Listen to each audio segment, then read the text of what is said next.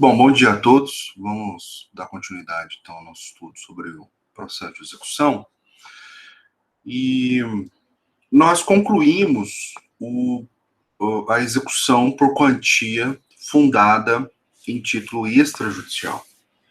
Como eu disse para vocês, esse era o procedimento mais extenso que nós temos no nosso sistema, né? E o maior número de artigos, né? E todos os demais procedimentos executivos se valem deste procedimento que nós estudamos. O procedimento executivo por quantia, né, fundado em título extrajudicial. Então, por exemplo, vamos começar agora o estudo dos procedimentos executivos em espécie, né? Os demais procedimentos executivos, melhor dizendo. Então, vamos falar agora sobre cumprimento de sentença. No que o cumprimento de sentença é diferente da execução por título extrajudicial? Vai chegar um momento que eles falam o seguinte: olha, não havendo o pagamento, vocês pedindo mandado de penhora e avaliação. Pronto, vai encerrar nossa fala. Você já sabe o que é penhora, o que é avaliação. Quando formos falar de execução fiscal, a lógica é a mesma. Nós vamos falar só do que é a execução fiscal é diferente dessa execução que nós já estudamos, né? Então facilita muito a abordagem. A execução contra a fazenda pública, no que ela é diferente desse procedimento padrão que nós já estudamos. Então, a partir de agora, nós vamos fazer aulas temáticas, aulas sobre os procedimentos executivos. Vamos começar, então, agora sobre o cumprimento de sentença, que nada mais é a execução por título judicial. Execução por título judicial. Os processualistas, a maioria deles, chamam isso de cumprimento de sentença. Porque o grande propósito é dar efetividade a uma sentença transitada em julgado, e depois nós vamos ver, por exemplo, execução de alimentos, né? Quais são as especificidades da execução de alimentos, execução fiscal, quais são as especificidades, né? Execução de obrigação de fazer, de não fazer, entregar coisa, execução contra a fazenda pública. Então, olha só o cronograma. E depois vamos falar de defesa na execução, embargos à execução, impugnação ao cumprimento de sentença, né? Tudo a ver, então, com essa aula de hoje, tá bom? E aí nós terminamos. Então, se der tempo, a gente fala um pouco também de embargos de terceiro, né? Que é bem bacana também, tá bom? Então, vamos lá, vamos dar continuidade aqui. Então, vamos falar sobre a execução de sentença, né, ou execução de título judicial, que é chamado, né, pelos processualistas de cumprimento de sentença, tá? Então, vamos lá. Então, vamos ter aqui algumas premissas, né, para a gente analisar como que era a lógica, né, do CPC de 1973. Bom, o CPC de 73, ele dizia o seguinte, ele era bem interessante nesse ponto, um pouco diferente aqui do que nós trabalhamos hoje. Você tinha vários tipos de ações, vários tipos de processos. Você tinha um processo de conhecimento, então, quando você fosse propor, por exemplo, uma ação de indenização, uma ação de cobrança, né, você tinha que propor, então, uma ação de conhecimento. Aquilo que nós já estudamos lá nos períodos anteriores, né? Então, uma crise de certeza. Crise de certeza. O réu era citado para se defender, havia produção de provas, aí vinha uma sentença e o juiz estancava aquela crise de certeza, dizendo quem é que tem razão, autor ou réu. Por isso chama de processo de conhecimento. Tinha a fase recursal, né? Vocês já sabem, né? Vocês já viram, né? Semestre passado, a fase recursal, que é extremamente relevante. E aí que está o ponto. Aí que eu chamo a atenção de vocês, para vocês prestarem atenção. Se houvesse inadimplemento obrigacional, havendo inadimplemento obrigacional, naquela sistemática de 73, você tinha que propor uma ação de execução, mesmo estando diante de uma sentença. Olha só, que curioso, né? Então, os processos de execução e os processos de sentença, processo de execução e os processos de conhecimento, melhor dizendo, eles eram estanques, eles eram separados. Então, mesmo se levasse ali anos, né, num processo de conhecimento, anos com a ação tramitando, né, até deflagrar todo o procedimento de conhecimento, depois a fase recursal, até haver o trânsito em julgado, você, se o devedor, né, não pagasse, você tinha que propor uma outra ação, tudo de novo. Igual a gente viu aqui na execução por título extrajudicial, também era na execução judicial. Também era. Então, nova citação, nova petição inicial. E aí surgiram alguns problemas sérios, né? O devedor sabia que ele ia perder, ou já tinha perdido. Sabia que o autor tinha que propor uma nova ação, tinha que ser feita de novo a citação, e aí ele sumia. Sumia, né? Então havia um problema muito sério de você fazer novamente a citação do réu, que agora ia ser executado, né? E eram 3 processos que nós tínhamos. Nós tínhamos processo de conhecimento, então, processo de execução, separados, e processo cautelar. Cautelar. Então, às vezes, para evitar a crise de efetividade do processo, você teria que propor uma nova ação, ele podia dilapidar patrimônio, né? Sumir no mundo, você tinha que entrar com uma cautelar.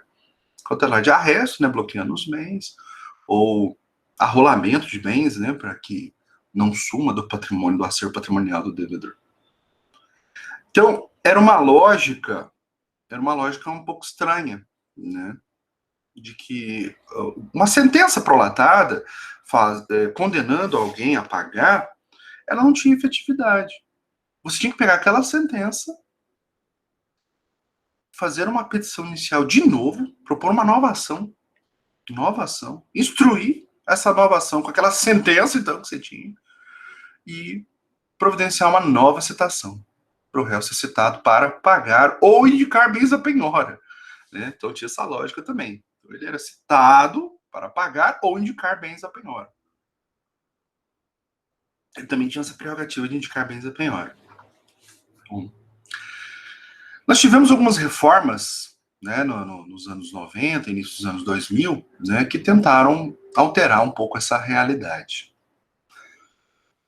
Deram justamente por causa dessa crise de efetividade do processo, né?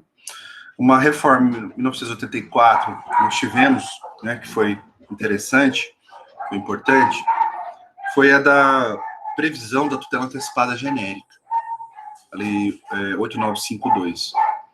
Então, essa Lei 8952 acabou prevendo a possibilidade de tutela antecipada genérica, em que qualquer processo, se você demonstrasse perigo de dano irreparável, difícil de reparação, você poderia obter a tutela jurisdicional antecipada. Ou seja, aquilo que você obter lá na frente, com a sentença, você estaria obtendo já.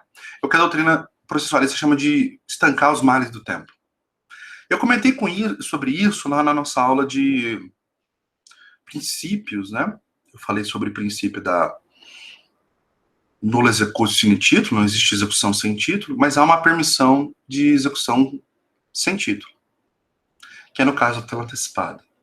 Eu expliquei essa evolução, né, das leis também lá. Então, a partir do momento que introjetou essa possibilidade de antecipação de tutela, isso acabou que revolucionou o processo de execução também. E quando o juiz dá uma tutela antecipada, mandando pague o alimentos, um salário mínimo de alimentos, 2 salários mínimos de alimentos, essa decisão é auto-executável. O devedor ele é intimado para pagar, né, sob pena de prisão. Então, houve uma quebra, uma ruptura desse sistema de 1973. Não precisa propor uma nova ação.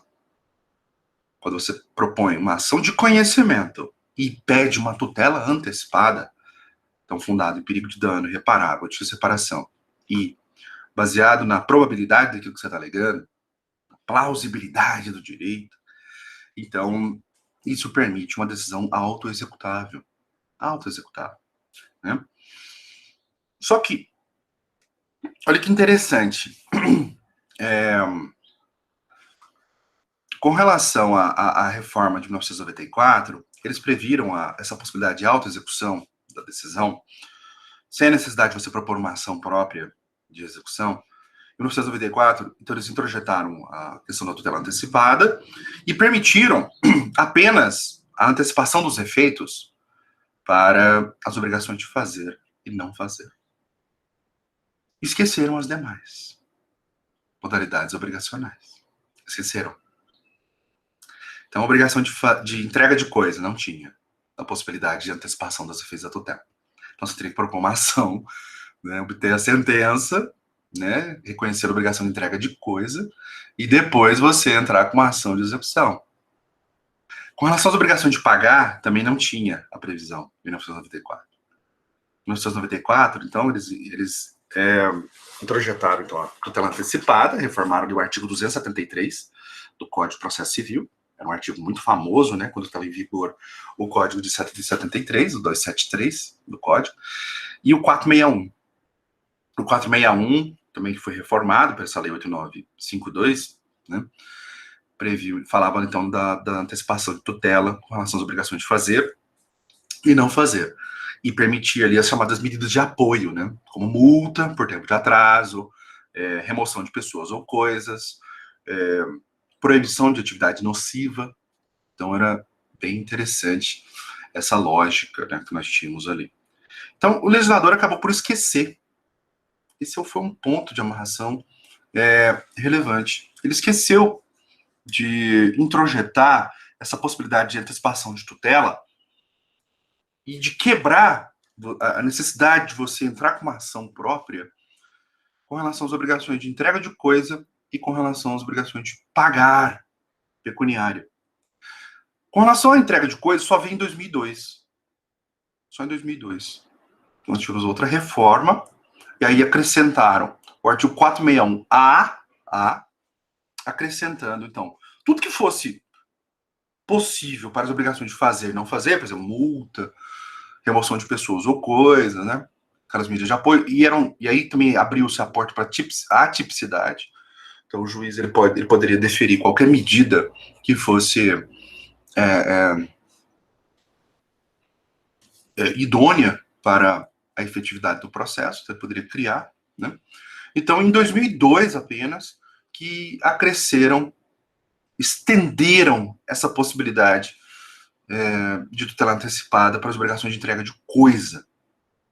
E ainda ficou manco, né? Porque são 4 modalidades obrigacionais que a gente trabalha aqui em execução. Fazer, não fazer, entregar coisa, pagar. Então, estava faltando a obrigação de pagar. E a reforma só veio em 2005, com a Lei 11.232, lembrei. Então, somente em 2005 é que previram as 4 modalidades. E aí, em 2005, foi uma reforma bastante interessante, que é justamente essa aqui, que nós vamos explicar. Ela está até hoje, ela perdura até hoje, essa reforma de 2005, com poucas alterações cosméticas. Essa reforma de 2005, então, ela afetou as obrigações de pagar, fazendo com que não fosse mais necessário você propor uma ação de execução. Então, o que eles fizeram? Eles fizeram assim, ó, dessa forma. Olha esse esquema aqui. Essa linha do tempo aqui. Né? Deixa eu inserir aqui uma seta aqui para a gente explicar.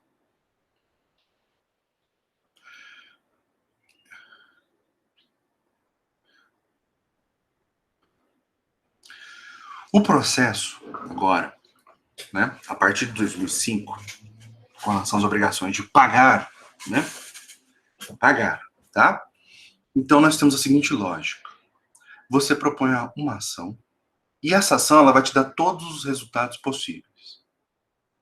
Todos. Você não precisa ficar propondo uma ação de conhecimento, outra ação de execução, outra ação cautelar. Né? Então você propõe uma ação só, e dentro desta ação, você pede a providência jurisdicional que melhor aprouver ali para a sua ação, para a sua necessidade. Né?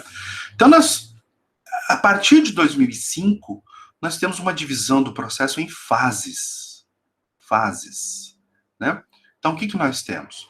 Nós vamos ter uma fase, então, de conhecimento, uma fase que é o que seria o processo de conhecimento, então a gente chama de fase cognitiva. Você vai ter uma fase recursal,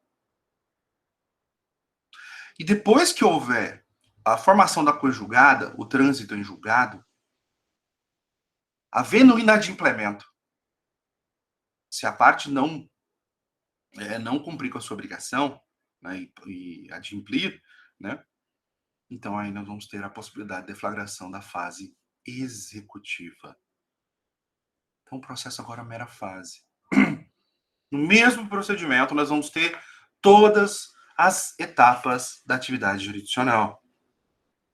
Então, não vou ter momento que é a fase de cognição, saber quem é que tem razão, autor ou réu, né? Vamos ter uma que é justamente fase postulatória, que é a petição inicial, citação, né? Defesa. Agora eles introjetaram também, antes da defesa, audiência de mediação e conciliação, nós já estudamos isso, né? Tem uma fase organizatória ali, que é o saneamento do processo, né? Tal. Fase probatória, ok? Né? Então, prova pericial, prova testemunhal, né? Prova documental, se necessário for, né? E depois fase decisória, que é a sentença. É normal que tenhamos uma fase recursal, é normal, pelo menos um recurso de apelação, né? Então, nós tenhamos, né, perante o Tribunal de Justiça, Tribunal Regional Federal, temos os agravos, recurso para STF, STJ, né? Tudo isso que nós estudamos no mês passado, né? E esgotando os recursos, ou podendo recorrer, a parte não recorre, deixa ultrapassar aquele prazo de 15 dias, que nós comentamos no mês passado, né? Haverá a formação da coisa julgada. Então, são 3 hipóteses que ocorre a coisa julgada. 3. Quando esgotarem os recursos, não tem mais para onde você recorrer. Você podendo recorrer, deixa escoar o prazo de 15 dias, né? Então, foi prolatada uma sentença, tem o recurso de apelação. Você tem só 15 dias para apelar. Passou os 15 dias, você não apelou, então aquela decisão que era provisória vai se tornar uma decisão definitiva. E temos a terceira hipótese, raríssima, né? Mas é possível, que é a renúncia, né? O direito de recorrer. Né? Da parte renuncia o direito de recorrer. Então haverá a formação da coisa julgada. E formando a coisa julgada, isso aqui é um ponto relevante aqui para você mentalizar. Né? Formando a coisa julgada, nós encerramos essa fase aqui cognitiva. Né? Nós temos um encerramento dessa fase cognitiva. Deixa eu pôr aqui mais um slide. Slide não, uma forma.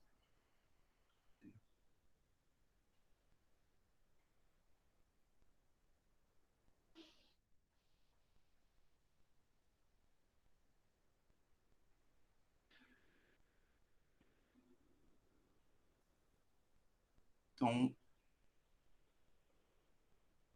nós temos aqui a fase executiva. Desculpa, fase de conhecimento.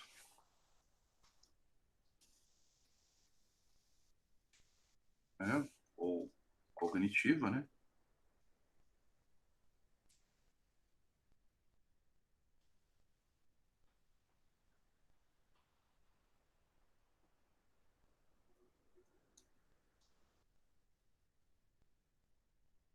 Seria aqui entre a fase recursal e a fase de conhecimento. A gente chama aqui de fase cognitiva, certo?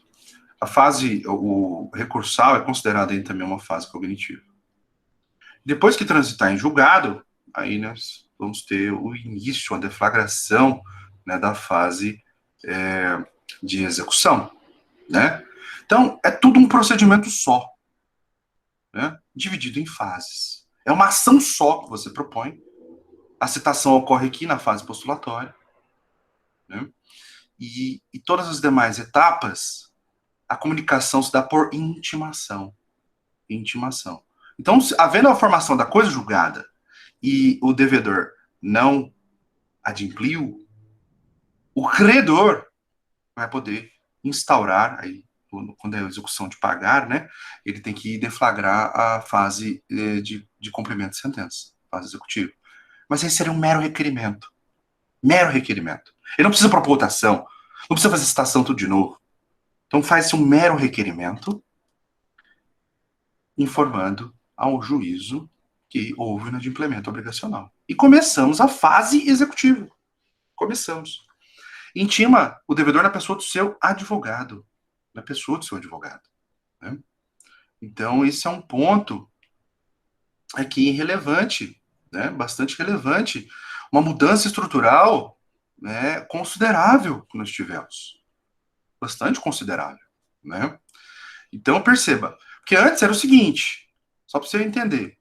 Quando formava aqui a coisa julgada, acabava o processo.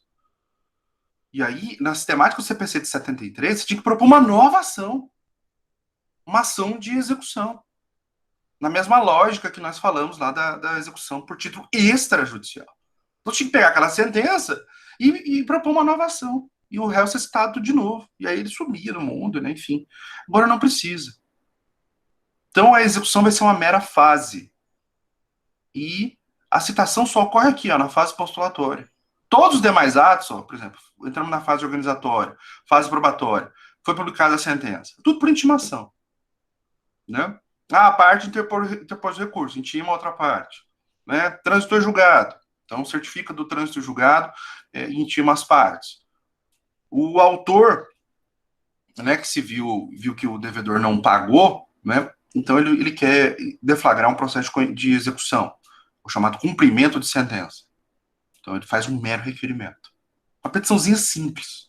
Simples, não é uma ação.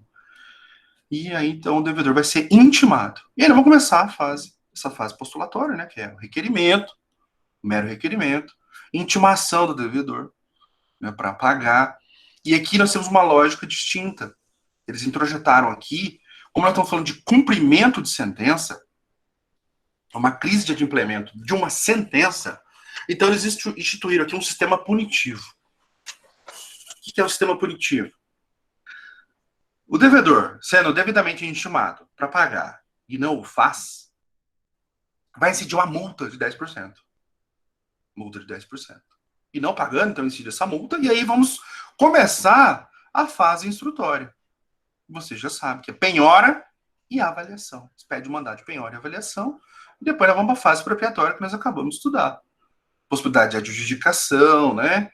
Alienação particular, alienação pública, que é a fase expropriatória. Pagou, né? Vendeu bem, fez o leilão, né? O alienou de forma particular, o adjudicou, nós vamos ter a satisfação da execução. Então, olha que interessante, né? Então, essas reformas, né, que nós tivemos, começando em 1994, depois em 2002, com as obrigações de entrega de coisa, e especialmente em 2005, né, aqui que eu vou explicar para vocês, né, basicamente é a obrigação de entrega, obrigação de pagar, para dar continuidade àquilo que nós falamos. E aí depois eu vou destacar uma aula para a gente falar de obrigações de fazer, não fazer e entregar coisa. Tem uma lógica parecida e é distinta dessa daqui. Então, essa divisão aqui em fases, né, é com relação à obrigação de pagar, tá? Então, mudou a sistemática a partir de 2005. Você não precisa mais propor uma ação de execução.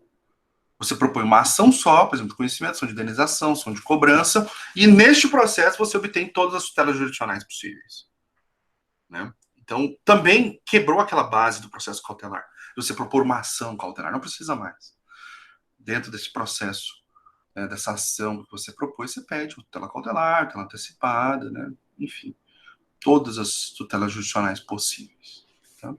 Então, houve uma ruptura, né, do sistema anterior, de 1973, que obrigava você a propor, para cada tipo de tutela judicial, você tinha que propor uma ação própria.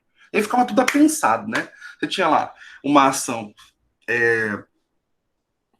de conhecimento, aí depois você tinha que ter uma ação de cobrança, né, de execução, perdão. Então você tinha aqui, ó, por exemplo, ação de processo de conhecimento. Então, era um processo. Aí transitou em julgado. Aí você tinha que propor uma ação de execução. Aí ficava lá a pensar. Os processos a pensar juntos. Aí, no curso, você precisou entrar com uma cautelar. Aí você tinha que propor uma outra ação cautelar. Aí ficava lá 3 processos de natureza distintos. Processo de conhecimento, processo de execução, processo cautelar. Tudo apensado. Aí ficava aquela bagunça, né? Então, hoje é um processo só e dentro dele você permite você pedir qualquer tipo de providência jurisdicional, tá? Bom, e o que nós temos agora no nosso CPC? O nosso CPC, ele criou um capítulo próprio chamado de cumprimento de sentença. Capítulo só para versando sobre cumprimento de sentença. Ele está dentro, olha só que interessante, o cumprimento de sentença está lá no processo de conhecimento. Quando a gente estudou lá sentença, né, que era essa fase, a fase aqui decisória, né, nós falamos de sentença, a sentença está lá no 485, 486, 487, 488, 489, né, o famoso 489, que fala da fundamentação das decisões, né? 485, 487 fala da extinção do processo com ou sem julgamento de mérito, né? Nós falamos muito sobre isso. E então passou a ser uma extensão daquilo. Uma extensão, né? Então, a decisão que não foi cumprida, então nós vamos fazer o cumprimento. Olha só, onde que está isso? Artigo 513 a 519, né? Que falam das disposições gerais, né, de diversos títulos judiciais. O 515 nós já até analisamos. O 515 fala dos títulos judiciais. Né? Até trouxe aqui, né, para a gente analisar, né? Quais são? Aqui, ó, são títulos executivos judiciais, né? Então, nós analisamos já um por um desses aqui, sentença penal, né, transitado julgado, sentença arbitral, né? Então, as decisões proferidas no processo civil, né, que é a essência, né, aqui do cumprimento de sentença. Né? Deixa eu voltar aqui.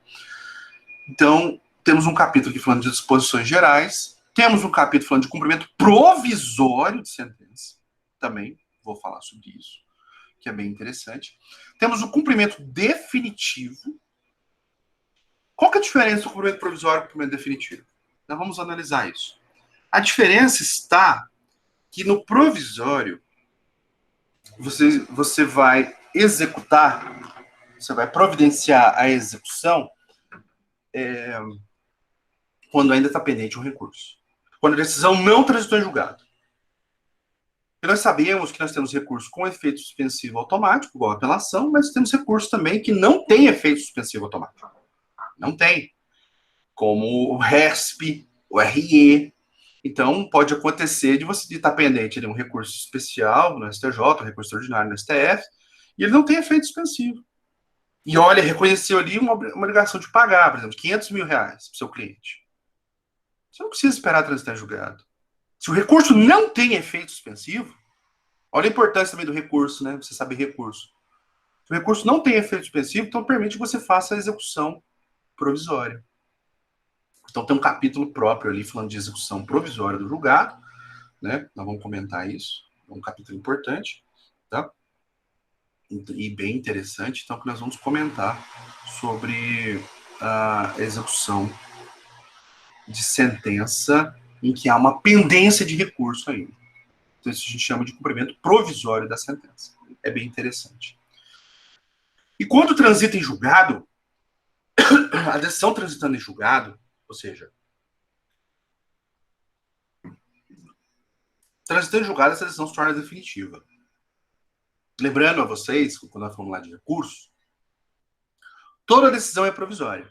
Se você recorre, mantém a provisoriedade. Você podendo recorrer, não recorre, aquela decisão que era até então provisória, vai sair de uma situação de provisoriedade para uma situação de definitividade.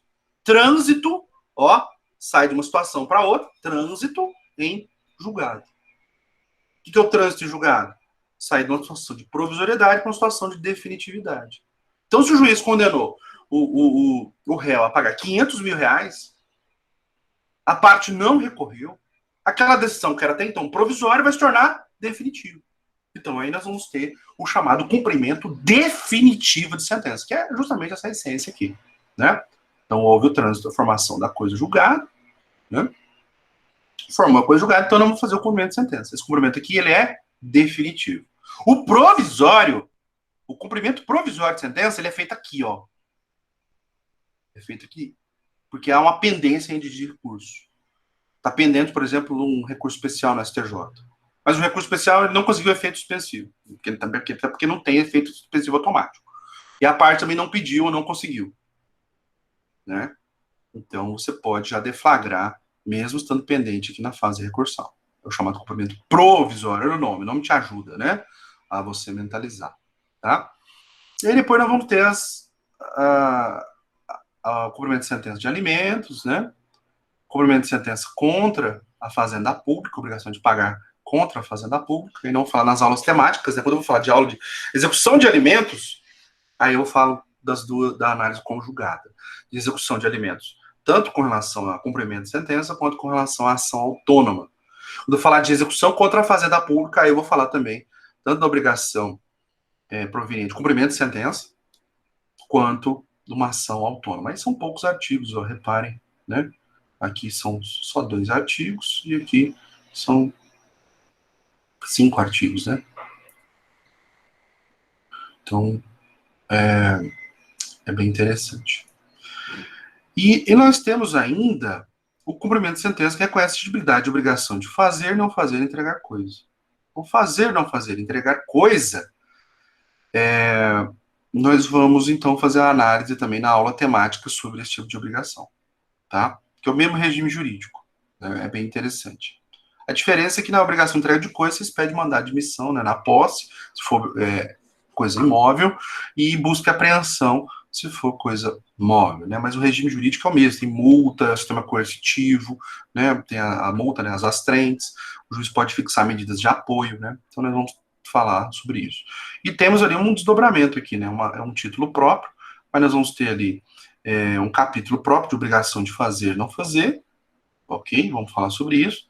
E outro capítulo aqui, uma seção, né? Um subcapítulo, melhor dizendo, sobre obrigação de entrega de coisas. Então, não vou ter uma aula temática, não vou falar só sobre isso. E aí eu vou fazer a análise conjugada, vou falar de tudo, tanto da execução, da obrigação de fazer, não fazer, entregar coisa. Fundada em título judicial, quanto em título extrajudicial. E vocês já vão ter a mentalização do que é o mais relevante. Né? Então, aqui, nessa aula de hoje, e se não der tempo de a gente terminar hoje, a gente termina na próxima aula, nós vamos falar, então, dessa perspectiva aqui, né? Desses aqui que eu coloquei de azul. Depois, quando eu for falar de aula temática, né, de alimentos, aí eu falo da análise das obrigações de alimentares, fundada em título judicial, cumprimento de sentença, e extrajudicial. Mesma coisa com relação à execução contra a fazenda pública. Vamos falar do judicial, cumprimento de sentença, e extrajudicial.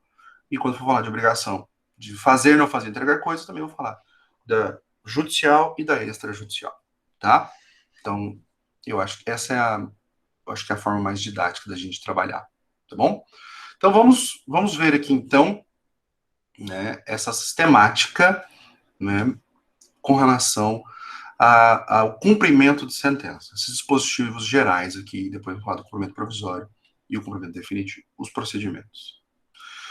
Pois bem, então, quando a gente viu, né, lá no estudo dos títulos judiciais e títulos extrajudiciais, a gente viu que os extrajudiciais hoje, eles são por meio de ação própria. E os judiciais são por meio de cumprimento de sentença. Então, o cumprimento de sentença aqui, né, nesse contexto, se dá por mera fase. Mera fase, do jeito que eu pus aqui, né? Então, você vai ter uma fase de cognitiva, uma fase recursal, uma fase executiva.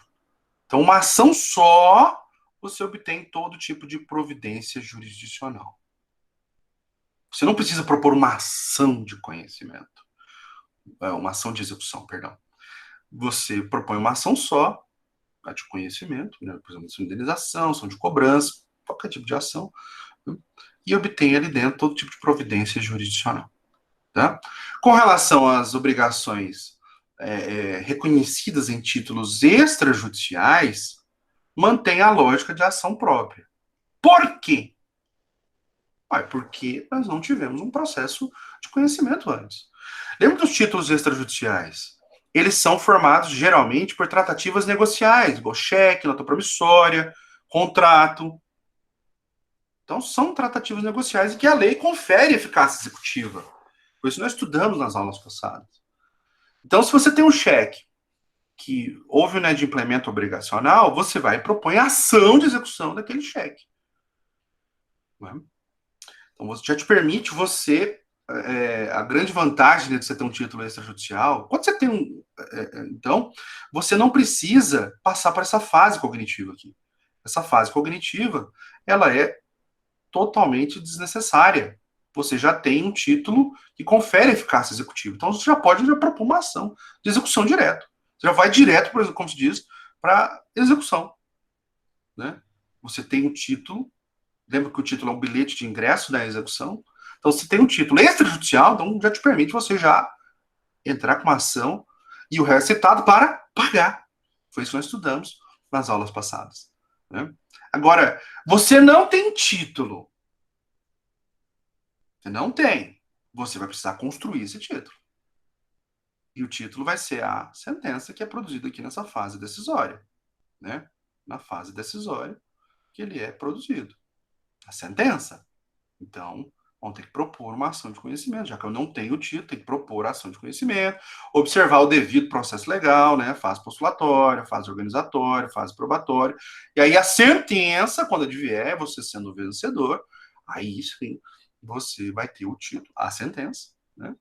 Que é o título judicial por excelência, que é as decisões proferidas no processo civil, que reconhece a exigibilidade, pagar, fazer, não fazer, entregar coisa, né? Então, esse aqui é o título por excelência que vai te permitir você, então, fazer o cumprimento de sentença, né? Tá? Temos outras aqui que nós já vimos, né? Decisão homologatória de autocomposição judicial, homologatória de autocomposição extrajudicial, né? Mas que seja homologado pelo juiz, né? Autocomposição extra, mas que é homologado pelo juiz. Você faz também pelo sistema de cumprimento de sentença. Formal de partilha, né? Também nós já vimos, falamos sobre isso, né? Que é no caso de inventário, né? Então, o crédito do oficial de justiça, tudo isso aqui vai ser pelo sistema de cumprimento de sentença. Cumprimento de sentença. Então, dentro dessa ação que foi proposta, você vai ter uma fase de cumprimento de sentença. Tá? Então, essa é a lógica aqui desses títulos. Agora, presta atenção aqui. Presta atenção que essa parte é importante. Nós vamos ter sistemas nós vamos ter títulos judiciais que eu vou ter que propor uma ação de execução. Esse é o ponto que eu quero chamar a sua atenção. Teremos títulos judiciais que eu vou ter que propor ação. Por quê? Então, os títulos são sentença penal condenatória, sentença arbitral, sentença estrangeira homologada, decisão interlocutória estrangeira homologada pelo STJ. Essas decisões que eu pus aqui de azul, elas não são formadas no cível. Não tivemos esse procedimento aqui, ó. Não tivemos uma fase cognitiva no cível, uma vara cível. Não tivemos. Não tivemos uma fase recursal no cível. Não tivemos toda essa parte aqui de cognitiva, ó. Vou pôr aqui de azul. Essa parte que nós não tivemos. Esses títulos, meus amigos, esses que eu pus aqui de azul, eles foram formados em outro órgão jurisdicional, em outra... em outro espaço, em outro local. Igual a sentença arbitral. Foi formado junto à arbitragem, jurisdição privada. Né? Sentença penal condenatória, transitada de julgado, foi perante um juízo criminal. Sentença estrangeira. Estrangeira. Decisão interlocutória estrangeira. Então, elas foram formadas em outro país. Então, perceba, não tivemos isso aqui, essa etapa. Mas, aí que tá. Nós estamos diante de uma crise de adimplemento. Não está cumprindo com a obrigação. E aí? E aí eu vou ter que propor, então, uma ação de execução. Justamente porque eu não tive, então, essa etapa aqui não existiu, né? Essa aqui ela não existiu, essa fase de conhecimento cognitivo, mas eu tenho um título que tem essa natureza. Tem essa natureza. É considerado título judicial, uma sentença arbitral. Uma sentença penal condenatória. Nós discutimos muito isso. Ela é título judicial. Então, o que eu vou ter que fazer? Eu vou ter que propor uma ação de execução no cível, e executar, por exemplo, essa sentença arbitral. E aí nós vamos seguir a mesma sistemática do cumprimento de sentença. A mesma sistemática. Então, se ele não pagar a sentença arbitral, ele vai sofrer uma multa de 10%. Então, como é uma ação própria, nesses 4 casos aqui, coloquei para vocês, nesses 4 casos, tem que ser uma ação própria. Se é uma ação própria, tem que ser citado o réu. O réu, no caso, é o executado, né? A gente fala executado. O executado tem que ser citado. E ainda vamos aplicar a sistemática de cumprimento de sentença. Então, ele não é citado para pagar em 3 dias com aquele desconto de honorários que nós falamos lá na execução por título extrajudicial. Não. Aqui ele é citado para pagar em 15 dias. Se ele não pagar, multa de 10%. 10%. E já expede mandado de penhora. Penhora é avaliação. E nós vamos começar a brincadeira de penhorar, avaliar, expropriar. Tá? Então, o sistema do cumprimento de sentença é o sistema punitivo. Não pagou, multa de 10%. Essa multa é automática. Automática.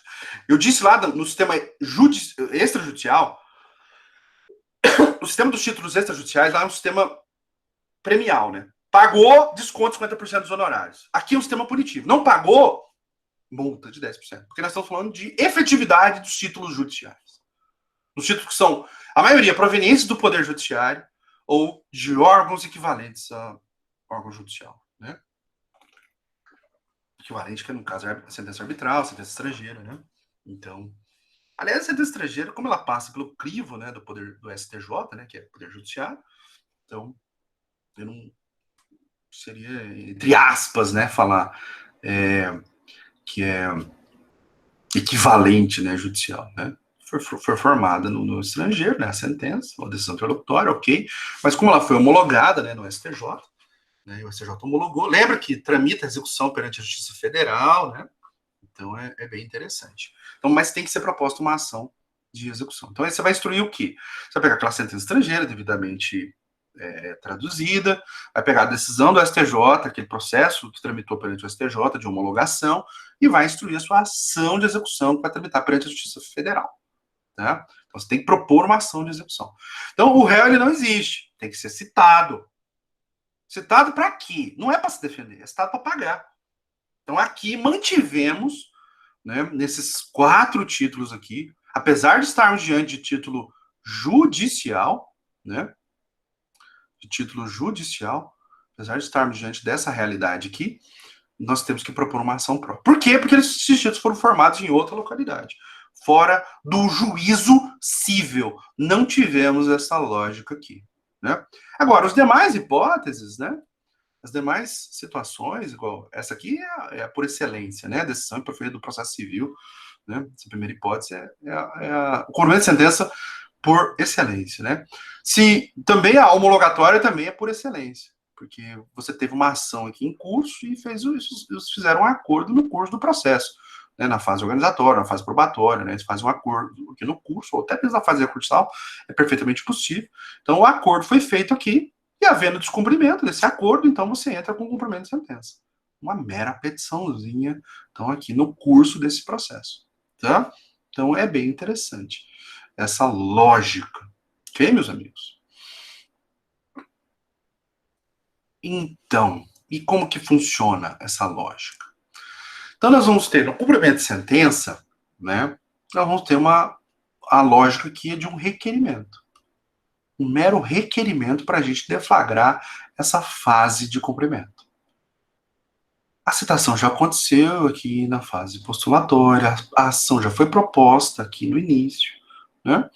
Então, como nós estamos apenas saindo de uma fase cognitiva para ir para uma fase de conhecimento, para uma fase de execução, então o início do processo se dá por meio de um mero requerimento, tá? Então, que é bem simples, bem menos exigente do que uma ação, obviamente.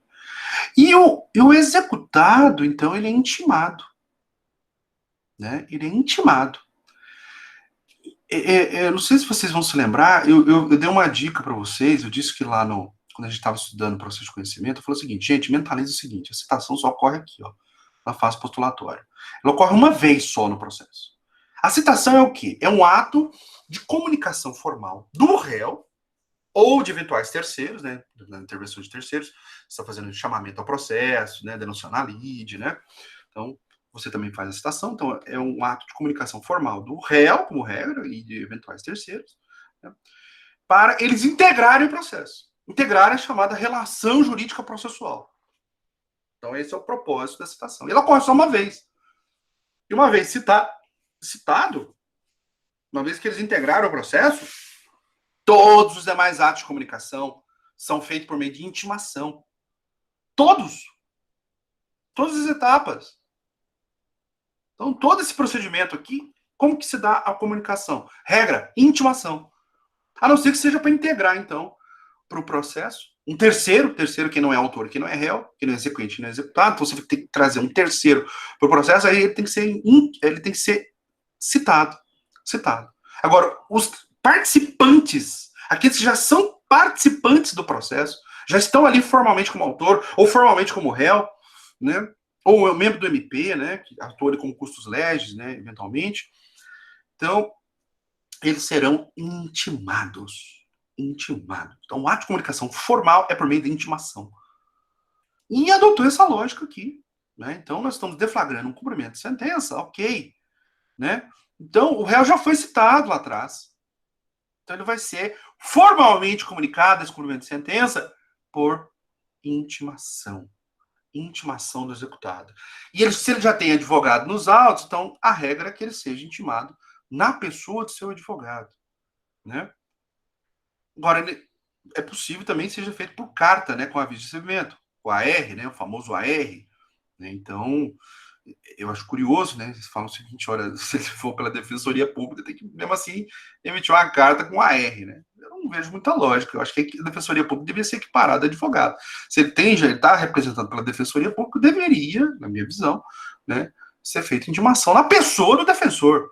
Né? Que seja de intimação pessoal, ok, sem problema.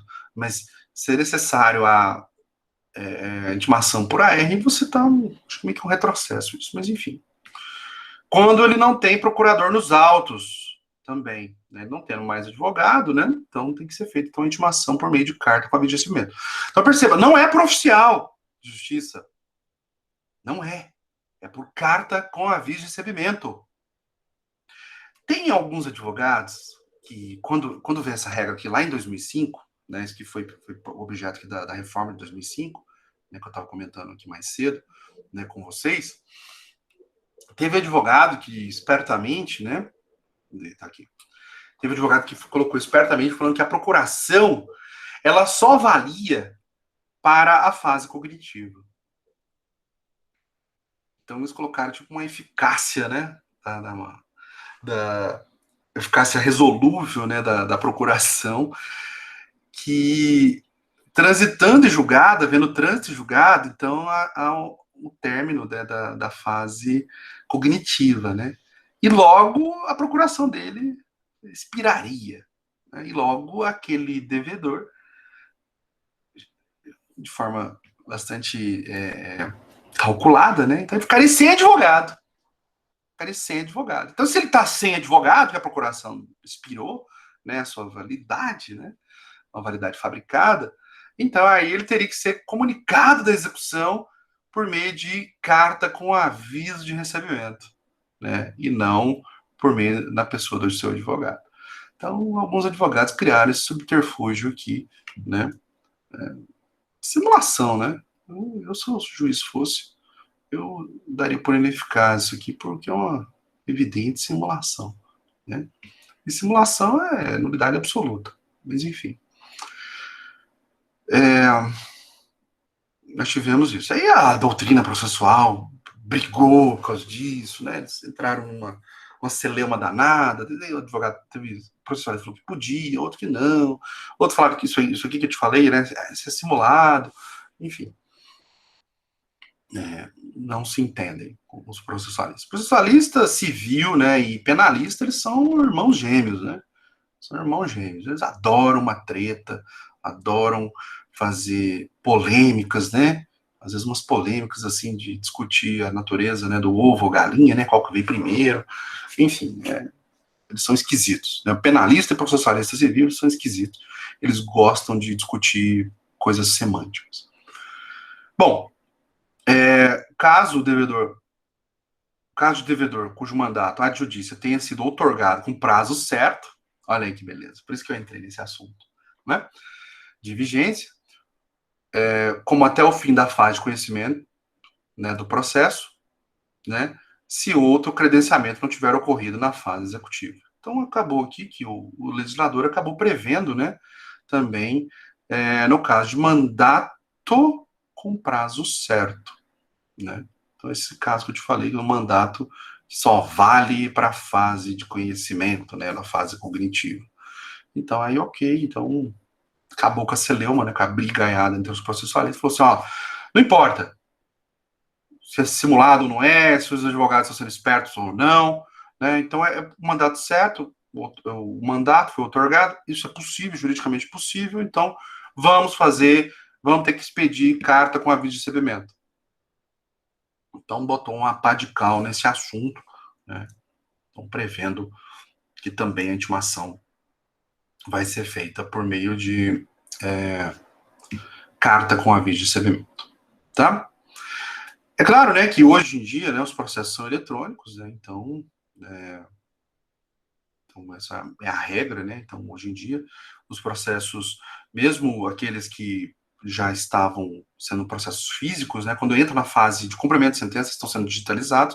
É muito comum você ter o processo de conhecimento físico, que começou lá em 2008, lá em 2010, e agora, entrando no cumprimento de sentença, eles convertem em processo eletrônico, né? Agora, o Código de Processo Civil, né, também instituiu a intimação feita por meio eletrônico, né, para as empresas públicas e empresas privadas, né, tem o dever de cadastrar, e esse é um ponto interessante também, ó, microempresas, empresas de pequeno porte também, né, então é um ponto interessante também, tá? E também se previu, né, intimação por edital também se previu, né, se ele tiver sido revel, né, lá na fase de conhecimento, né, então também tiver ocorrido essa forma, né, de citação, né, foi por edital, lá na fase de conhecimento, né, e ele permaneceu revel, ou seja, não compareceu nos autos, então a eventual fase de execução também vai ser, né, a intimação vai ser por meio de edital, né, intimação por meio de edital, tá? Mas isso não impede o andamento da execução, ok? Pois bem, meus amigos, vamos aprofundar aqui um pouco mais, falar do procedimento, né, deste procedimento. Então, essa foi a lógica, né, que foi instituída aqui, né, então vamos falar um pouco do procedimento, né? Então, olha só, o procedimento, artigo 523, caso de condenação por quantia certa, então execução por quantia certa, né, ou já fixada em liquidação. A liquidação é uma aula que eu estou devendo para vocês. Vou aproveitar agora esse feriado e não vamos ter de Corpus Christi, vou gravar essa aula, mas basicamente é o seguinte: é possível que nós tenhamos sentenças ilíquidas, ou seja, sentença não quantificada, né? Então, quando isso for o caso, né, você está diante de uma sentença ilíquida, uma sentença não quantificada ainda, igual esse caso da sentença penal condenatória, né? Você está diante de uma sentença penal condenatória, o juiz só fixou o ante beato, ele não entrou naquele mérito, né, de fixar um valor prévio, né, arbitrar um valor, lembra aquele debate? Até porque o STJ falou, olha, para o juiz criminal arbitrar um valor de indenização, tem que ter tido o prévio debate em contraditório no processo penal. imagina, não houve esse debate, então eu não vou fixar, o juiz criminal não fixa o valor mínimo, né? Ele não fixa, então você vai precisar liquidar esse valor. Você vai pegar aquela sentença penal condenatória e vai propor a execução aqui no cível. Ok, pode? Pode. Mas, como ela não é liquidada, não tem valores, você vai ter que entrar com um incidente chamado liquidação de sentença. Tá? É isso que eu vou mandar semana que vem, sem falta. Já era para ter feito isso. Então, a liquidação de sentença. Então, condenação em quantia certa, então quando você já tem a quantia, né? Então já foi reconhecido aqui, por exemplo, na sentença, né? Na fase de conhecimento, na fase recursal, ok? Né? Então, você já tem então essa quantia determinada, ou então essa quantia vai ser determinada em eventual incidente de liquidação, né? Também no caso de parcela, decisão de parcela incontroversa. Olha que interessante essa parte. O que é parcela incontroversa? Vamos lá, vamos relembrar. Nós já vimos isso, nós já estudamos isso. A parcela incontroversa é aqui, ó. Ela se dá aqui. Deixa eu grandão aqui, né? Que fica melhor para você enxergar. Ela vai se dar aqui, ó. O autor propõe a ação, ele formula, por exemplo, vários pedidos. Dano moral, dano estético, dano material. 3 pedidos. Aí na fase postulatória, tem a admissibilidade da petição, né? Tem a citação, aí tem aquela audiência de mediação e conciliação, né? Imagina, foi infrutífero, então abre a oportunidade para o réu se defender. Tudo isso é fase postulatória. Tudo isso, né? E na defesa, aqui está o ponto. Na defesa, se o réu deixar de impugnar um dos pedidos, então, dano moral, dano estético, dano material, um deles ficou incontroverso, ou seja, um deles o réu não questionou, ele vai ser dito como incontroverso. Quem cala, consente. Então, vai chegar aqui na fase organizatória, o juiz verificando que tem que verificar qual é o objeto do processo, qual é o objeto da ação, e verificar a contestação. Lembra que na contestação, o réu tem o dever de impugnar ponto por ponto. Porque se for uma questão fática e ele não questionou, não precisa produzir prova. Lembra? Se for uma questão de mérito e ele não questionou, pedido incontroverso. Se o pedido é incontroverso, o que o juiz vai fazer aqui na fase organizatória? Falar o seguinte, pague. Ele vai tomar a decisão já, na fase organizatória, com relação àquele pedido incontroverso. Então, por exemplo, desses 3 pedidos, o réu só questionou dano moral, só questionou dano estético. Não falou nada do dano material. Então o juiz vai proferir uma sentença parcial de mérito. Falando, então condenando o réu a pagar esse pedido que ele nem contestou, que ele nem questionou. Então, olha que interessante, né? Então, pague. Pague. E aí, vamos voltar aqui, né, ao nosso contexto, né? No caso de decisão sobre parcela incontroversa. Então, essa questão da sentença, né? Sentença, que a gente chama então de sentença parcial. Mas também vamos deflagrar aqui um cumprimento de sentença, obviamente, né? Então, aqui é o que a gente chama de sentença parcial, tá? Cumprimento definitivo de sentença far-se-á a requerimento do exequente. É claro que aqui com relação à sentença parcial, né? Se ele não questionar também, se ele não recorrer, né? Então, aí essa sentença parcial vai se tornar definitiva, né? Então, para a gente falar em cumprimento definitivo da sentença, lembrem-se, cuidado com este detalhe. A gente falar em cumprimento definitivo da sentença, né? Nós temos que estar diante do trânsito em julgado, a formação da coisa julgada, tá? Porque se você estiver executando uma decisão ainda pendente de recurso, é possível? É, desde que o recurso não tenha efeito suspensivo. Você pode fazer a execução provisória, né? Até comentei aqui com vocês das possibilidades aqui que nós temos, né? Então, nós temos cumprimento provisório e cumprimento definitivo. O cumprimento definitivo pressupõe trânsito em julgado. Trânsito em julgado, você vai fazer o cumprimento definitivo. Não transitou em julgado e o recurso não tem efeito suspensivo, aí você, cumprimento provisório, tá? Então, quando a gente falar em cumprimento definitivo, então ele pressupõe a ocorrência da coisa julgada. Trânsito em julgado. Não esqueça isso. Isso é muito importante, tá? Então, voltando aqui. Então, o cumprimento definitivo da sentença vai fazer por requerimento do exequente. Olha que beleza. Um mero requerimento, tá? E olha aí que simples, ó. Sendo executado, então, intimado para pagar o débito. Olha que tranquilo, né? Meramente intimado. Porque, então, lembre que eu te falei daquela regrinha. Todos os atos de comunicação aqui no curso do processo, ocorreu a citação aqui na fase postulatória, todos os demais atos de comunicação vão se dar por intimação. Intimação é a regra da comunicação no processo civil. Citação é só para integrar o réu ou terceiros para o processo. Comunicados que contra ele foi proposta uma ação. Ok? Então, lembre dessa regra. Então, é isso que está sendo dito aqui, né? Então, intimação para pagar o débito no prazo de 15 dias. 15 dias. É outra exceção que você tem que tomar cuidado, porque lá na execução por título extrajudicial, o prazo para pagar é 3 dias. Aqui são 15 dias. E acrescido de custas, se houver. Tá? Deixa eu criar um esquema aqui, né? Um esquema para vocês mentalizarem aqui. Ó, vamos lá. Execução quantia. Esse é o tema.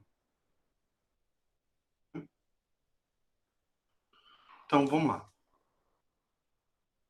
Por título extrajudicial. E aqui, por título judicial. Certo? Então, pois bem. Deixa eu pôr aqui uma corzinha diferente. Corzinha diferente. Para ficar melhor. Né? Aqui, verde. Então, por título extrajudicial. Ó, deve ser proposta ação. O devedor é citado para pagar ou parcelar ou embargar.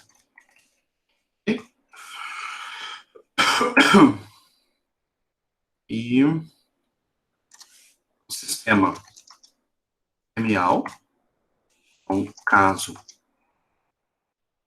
haja pagamento do débito, haverá desconto de 50% nos honorários advocatícios do advogado do exequente.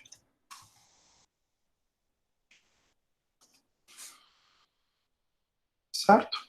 Aqui, título judicial. Regra. Execução é mera fase do procedimento. Como regra. Exceção, né? Deve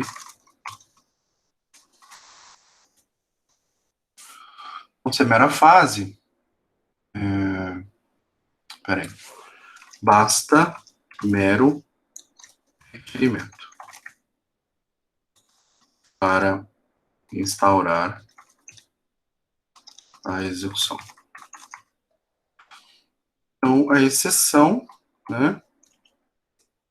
Os títulos formados fora do juízo cível devem ser executados por ação própria.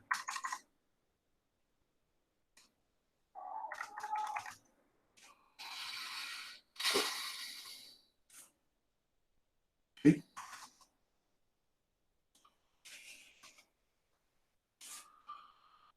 Então, isso aqui é a exceção. Essa é a regra. Então, o devedor deve ser intimado para pagar ou citado nos casos excepcionais assim. No caso dos títulos formados fora, né, do judiciário, então você vai ter que propor uma ação própria, então aí tem que ser citado, né? Então, não há espaço, não há possibilidade, melhor dizendo, não há possibilidade de pedir parcelamento. Né? O meio de defesa, nós falamos de embargo, né? Embargar aqui, então o meio de defesa, embargos à execução. Aqui, né? O meio de defesa é a impugnação ao cumprimento de sentença. Se dá caso o devedor não queira pagar, mas queira discutir a execução. Certo? Pois bem, o sistema aqui, como nós já comentamos, é um sistema punitivo. Né? Deixa eu criar aqui. Aqui eu pus sistema premial, né? Um sistema punitivo. Punitivo ao devedor que não paga. Então, a incidência de multa de 10% e honorários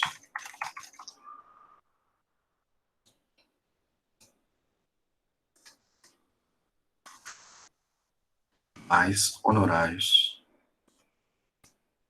em 10% também. Mais expedição de mandado de penhora e avaliação. Então, perceba que a lógica aqui é bem diferente, né? Bem diferente daquilo que nós vimos na execução fundada em título extrajudicial, né? Então, a execução aqui deve ser proposta ação para todos os tipos de títulos.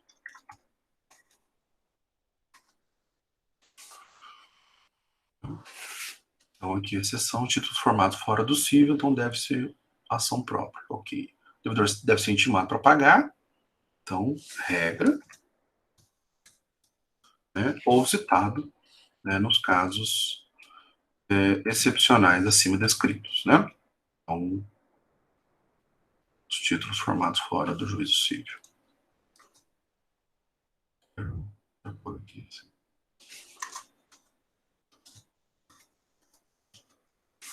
Então, citado, então, nos casos dos títulos formados fora do juízo civil. Perfeito?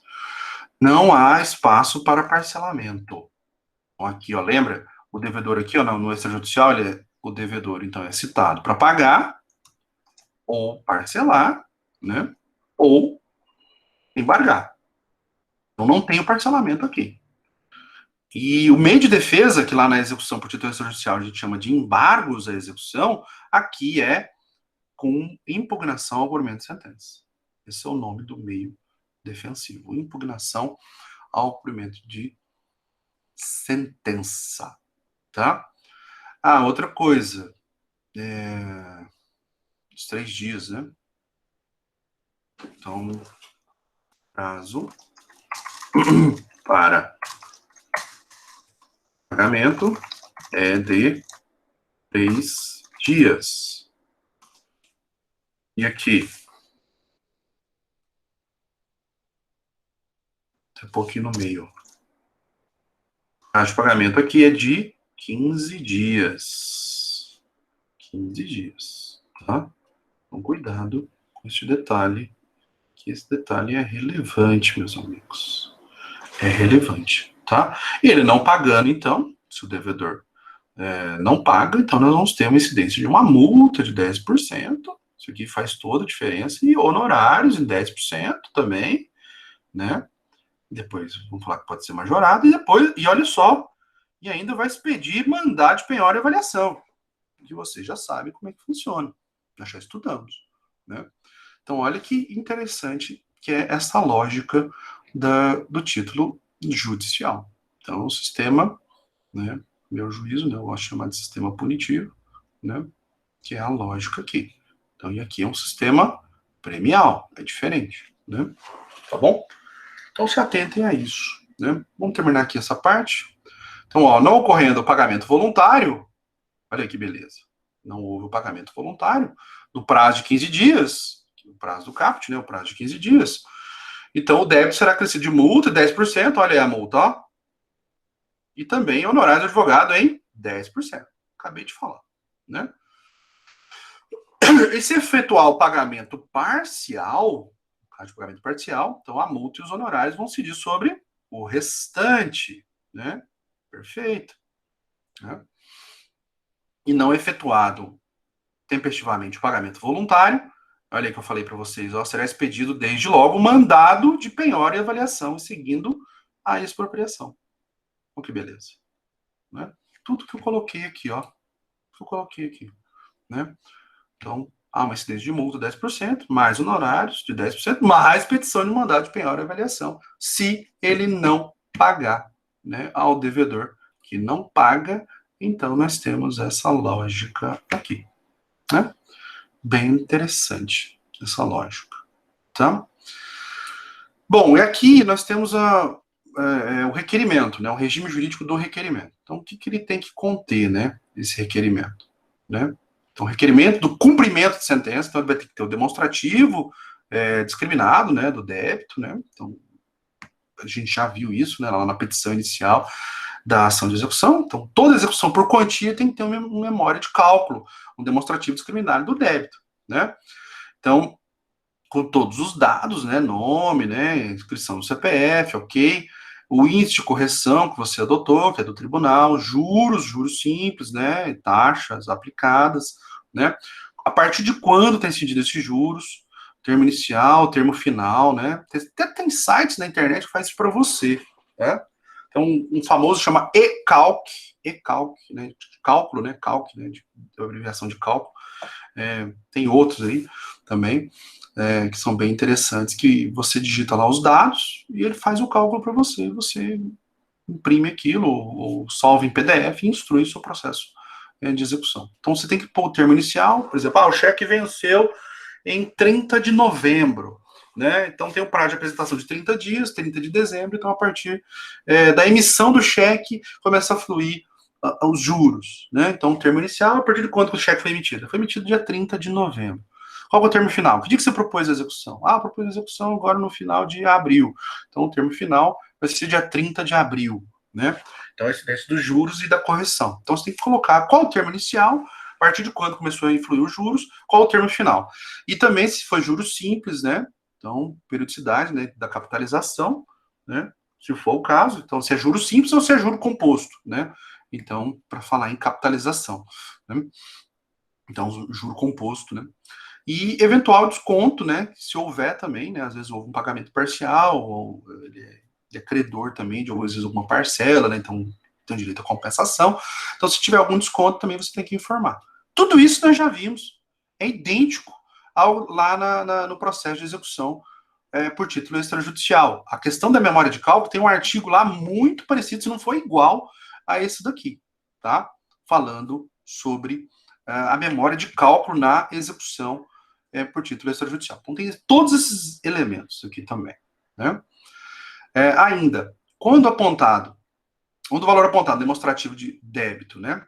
Aparentemente excedeu os limites da condenação, a execução será iniciada pelo valor pretendido, mas a penhora terá por base a importância que o juiz entender adequado. Aqui dá uma abertura, né, para o ativismo judicial, para o juiz intervir numa relação privada, e eu entendo que isso aqui é totalmente inoportuno, esse parágrafo aqui seria inconstitucional, até porque uma das matérias de impugnação por meio de sentença, né, e lá na execução por título extrajudicial, embargos de execução, né, vamos ver isso, vamos estudar isso, embargos de impugnação por meio de sentença, uma das matérias de defesa é justamente o excesso de execução. Então, se houve um excesso de execução por parte do credor, o juiz não tem que ficar intervindo nisso, não. Né? Mandar, falar, não, você está executando 100 mil, eu vou permitir a penhora só de 80. Né? O juiz não tem que intervir nisso. O juiz não pode agir de ofício, se a parte não pediu. Né? Então, esses ativismos que a gente vê por vezes, não raro, aqui no Código de Processo Civil, isso aí tem que ser declarado inconstitucional. Então, o devedor, se verificar que se há algum excesso, ele que alegue isso na impugnação, ou por mera petiçãozinha simples. Né? Então, esses artigos que dão superpoder para o juiz, né, de intervir na execução, eu entendo que são contra-garantistas, né, isso viola o devido processo. E para verificação dos cálculos, o juiz então pode valer do contabilista de juízo, ou seja, ele permite ele intervir no processo e se valer do contador judicial, né, para reelaborar os cálculos. Então, tem esse permissivo aqui, né? Então, caso ele desconfie do valor, acho que o valor foi superdimensionado, né? Geralmente é superdimensionamento, né? O subdimensionamento não se vê isso, né? Então, ele vai se valer do contador judicial, do contador realizar os cálculos, refazer os cálculos. Então, é um poder aqui gerencial, né, entre aspas, que o juiz tem para intervir caso ele ache que a execução está se excedendo e valer até de cálculos judiciais.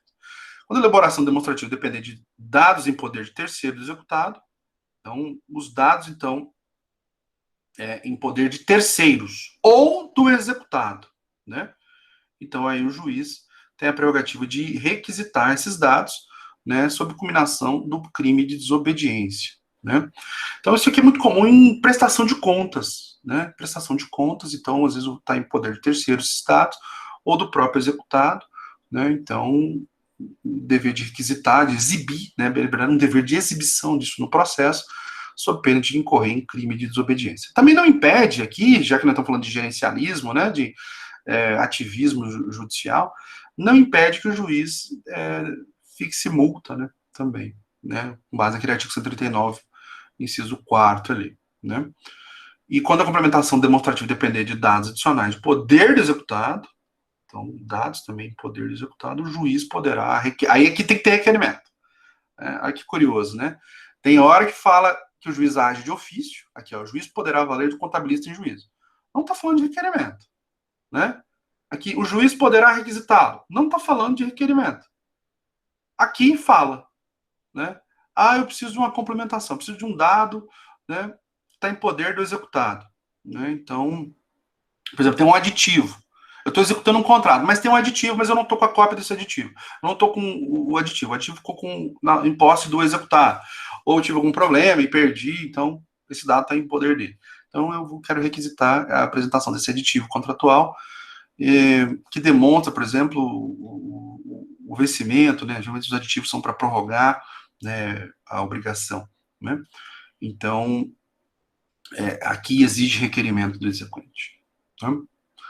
Se os dados adicionais forem referidos, não forem apresentados pelo executado, né, sem justificativa, então, sem qualquer tipo de justificativa ele não apresentar, aí os cálculos que forem apresentados pelo exequente serão tidos como corretos. Então, olha que interessante, você vai apresentar um cálculo, então, e vai informar o juiz, olha, eu ainda dependo de dados que estão em poder do executado. Então, eu preciso da exibição desses dados para elaborar o cálculo ou para elaborar um cálculo definitivo. Então, estou apresentando aqui um cálculo provisório e quero a exibição desse documento, esses dados adicionais que estão em poder do executado. Ok. Se ele não exibir ou não justificar, né, os cálculos, então, que forem apresentados de forma provisória pelo exequente vão ser tidos como corretos. Né? Esse é o conteúdo desse dispositivo. Transcorrido esse prazo de 15 dias, né, 523 é o prazo de 15 dias, sem o pagamento voluntário, né, então vamos iniciar em 15 dias o prazo para que o executado, independentemente de nova intimação, apresente nos seus próprios autos a sua impugnação. Então, o que está dizendo esse artigo aqui, o 525? Bem interessante. Ele está dizendo o seguinte, olha, o devedor ele é intimado para pagar em 15 dias. Ponto. Pagou? Beleza, é o que a gente quer. A execução está extinta. Não pagou no prazo de 15 dias, multa. É aquilo que eu coloquei aqui para vocês aqui embaixo. Multa de 10%, mais honorário de 10%, né? E fluência. Então, se não pagar em 15 dias, abre-se o prazo para o executado apresentar a impugnação ao cumprimento de sentença. Impugnação ao cumprimento de sentença. Então, essa é a lógica que nós temos aqui. Né? Impugnação ao cumprimento de sentença. Então, perceba. Olha a lógica aqui que nós temos. Então, ele vai ter 15 dias para pagar. Não pagou nesses 15 dias, começa a abrir de novo outros 15 dias para ele impugnar. E já vai incidir a multa de 10%. Né?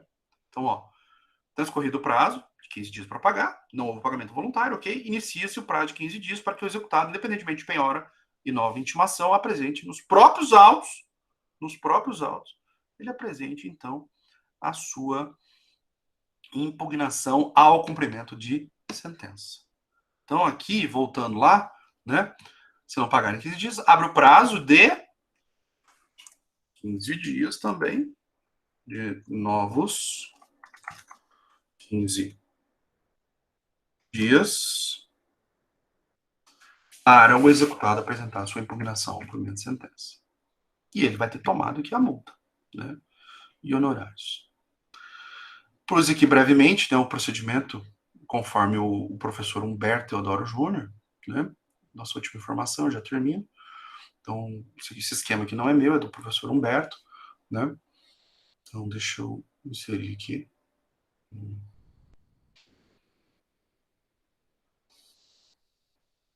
Então, olha só. Sentença condena ao pagamento de quantia, ok? Se a condenação é genérica, deve-se proceder à liquidação de sentença. Comentamos isso. O devedor paga voluntariamente o valor, né? Entende devido. Né? Tem esse ponto também, né? Ele fala o seguinte, olha, esse valor que foi pago não é o valor que eu entendo que é o correto. Eu vou pagar o valor que eu entendo devido. Então, vamos ouvir também o exequente em 5 dias, né? E se o valor pago for suficiente, né, vamos extinguir o processo. Se for insuficiente, ou seja, pagou menos do que deveria, vai incidir multa 10% e honorário de advocatício em 10%, e vão ter início os atos de expropriação. E aquele valor que foi depositado, que é o pagamento parcial, né? Então tem o direito de depositar, né? Ou de levantar. O credor tem o direito de levantar esse valor depositado. Certo? Então esse aqui é o primeiro panorama, que é o caso do pagamento voluntário parcial, né? Que ele tem de devido, né? É claro que esses pagamentos que ele tem de devido for o valor correto, extingue a execução. Tá? Outro panorama aqui, ó. Requerimento do exequente com demonstrativo discriminado atualizado do débito, né? Então, vai dar início à execução do cumprimento de sentença por meio de um mero requerimento, né? Vamos ter intimação do executado, preferencialmente. Porque nesse caso aqui, ó, uma pequena diferença. Tivemos isso aqui é o pagamento voluntário. Ou seja, houve o trânsito em julgado. Olha só. Houve aqui a formação da coisa julgada. Então, e aí com o trânsito em julgado, o devedor vai lá e paga. Voluntariamente. Então, não teve necessidade de instaurar um processo de execução. Ele paga voluntariamente o débito. Aí nós temos que ouvir em 5 dias, então, o devedor, né, para saber se aquele valor é correto ou não é correto. Sendo incorreto aquele valor, vai incidir a multa sobre a diferença. A diferença. Imagina, ele pagou o valor da condenação normal, sem juros, sem correção. Né? Então, por exemplo, a ação de indenização era de 5 mil, mas com os juros, o tempo de duração, essa ação de 100 mil, ela virou 250. E o cara foi lá e depositou só o 100, que é o valor que ele entendia que ele era devido. Não contabilizou os juros. Ah, e poupe, né? Então, esses 100 mil vão ser debitados, né? Vão ser computados no valor do débito. E qual é a diferença? Ah, tem os juros, dá mais de 150 mil só de juros. Né? Ok, então aí a execução vai prosseguir por essa diferença. E mais os 10% de honorários, mais os 10% de multa. Ok? Então é possível aqui, né? Interessante, é possível que o devedor pague voluntariamente. E se der diferença de valores, não é o valor suficiente, né? Não é o valor suficiente, vai incidir multa e honorário. Ah, não, ele pagou certinho. Pagou o valor que era devido. Fez o cálculo corretamente. O exequente foi lá e concordou. Extingue o processo. Finish. E o credor vai lá e levanta esse dinheiro. Tá? Então, é possível que ocorra o pagamento voluntário, né, sem provocação. Ok. Mas, o que mais ocorre é não pagamento. Então, tem que ser feito o requerimento do exequente, o demonstrativo discriminado do débito, ok? Intimação do executado, né, na pessoa do seu advogado, se ele tiver, né? Se ele não tiver, aí tem toda aquela lógica lá, né? O AR, né? Aviso de recebimento, carta com aviso de recebimento, né? Então, aí ele pode fazer o pagamento parcial, né? E não impugnar. Aí vai ser expedido mandado de penhora e avaliação. Ou ele pode não pagar nada, e aí vai decidir a multa e honorários. Também no pagamento parcial vai decidir multa e honorários, mas só sobre a diferença, né? Ou então ele pode apresentar a impugnação em 15 dias com ou sem pagamento parcial. Por que está só pagamento parcial? Porque se ele fez o pagamento total, né, extingue, houve uma satisfação do exequente. Peraí. Se ele fez o pagamento integral, então houve a satisfação do exequente e extingue a execução. Né? Então ele pode também então, apresentar a impugnação em 15 dias, né, com ou sem pagamento parcial, né? E aí nós vamos ver no estudo da impugnação, nós vamos estudar a impugnação e nós vamos falar da questão do efeito suspensivo, né? Não tem efeito suspensivo como regra, então nós vamos falar de toda a sistemática da impugnação ao cumprimento de sentença, tá? Nós vamos ver isso numa aula própria, vamos falar sobre isso. E na próxima aula, então, né, o tempo já deu aqui, nós vamos falar então de cumprimento provisório de sentença, tá? Essa é uma parte bem importante, bem interessante também. Então, na próxima aula, falaremos sobre isso. E por hoje, então, tá ótimo, meus amigos. Muito obrigado a todos. Bom dia, bom final de semana.